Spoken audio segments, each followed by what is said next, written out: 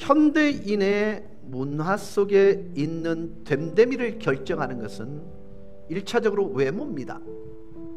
2차적으로는 물질입니다. 그런데 여러분들, 만약에 이것이 시대정신으로 인해서 그 사람 됨됨이를 결정하는 요소라고 한다면 우리의 희망이 없는 것입니다. 그러나 하나님은 나의 위대함의 정의는 달라 라고 말씀합니다. 왜냐하면 영원히 지속될 수 있는 가치들이 아니기 때문이에요. 하나님은 지속될 것에 가치가 있다고 말합니다. 영원히 지켜질 것에 의미가 있다고 말합니다. 그 중에 대표적인 것이 있다면 그것은 섬김입니다. 여러분, 이상합니다. 받는 데 익숙한 사람이 있습니다. 받는 것이 당연하다고 여기는 사람이 있습니다. 성경은요, 단호하게 그는 위대한 성도가 아니야 라고 말하는 것입니다.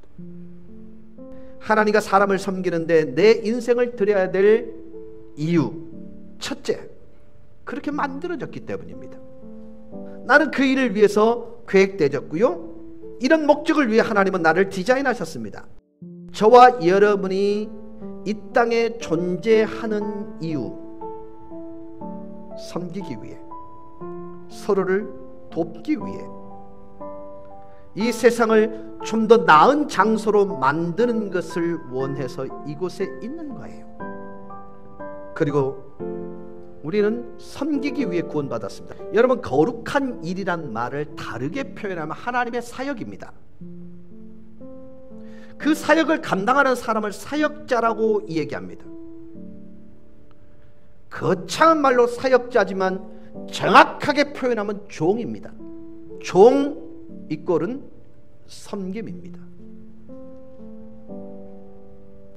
여러분은 왜 영적인 근육을 키우십니까? 왜 성경 공부를 하세요? 왜 기도하고 영적 근육을 개발시키십니까? 아, 알았다, 내 성경 이두박근 좀 보세요, 이 말하기 위해서입니까? 성경은 우리의 성숙함이 사역을 위한 것이라고 말합니다. 근육들이 존재할 이유가 섬김 때문입니다. 하나님께서 우리를 섬기도록 부르셨습니다. 하나님의 부르심이라는 문구 잘 기억하십시오. 하나님이 부르셨다, 우리를 이거는 거창한 단어로 소명이라고 말합니다. 그런데 이 소명이란 단어가 이상하게 우리 세대에 와서는 선교사나 목사, 교회를 돌보는 풀타임 사역자들에게만 주어진 일이라고 생각을 해요. 그런데 여러분, 하나님께서 내 구원에 대한 부르심과 섬김에 대한 부르심은 일치합니다. 여러분, 모든 사람이 목사는 아닙니다. 그러나 사역자입니다. 사역자가 무엇입니까? 종입니다.